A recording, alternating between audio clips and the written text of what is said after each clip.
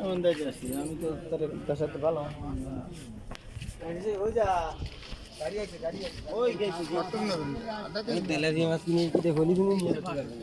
আসসালামু আলাইকুম সবাইকে শুভ সকাল। চট্টপুর বাজারে মাছের বাজারের বেহাল অবস্থা। বাজারে বাহারি রকমের মাছ থাকলেও ক্রেতা শূন্যতায় ভুগতেছে মাছ ব্যবসায়ীরা। সরি, আর মাংসের দোকানে তো মাছই ওড়ে না, গরুর মাংস মাছই নাই। মুরগির বাজারে তো একজন আছে।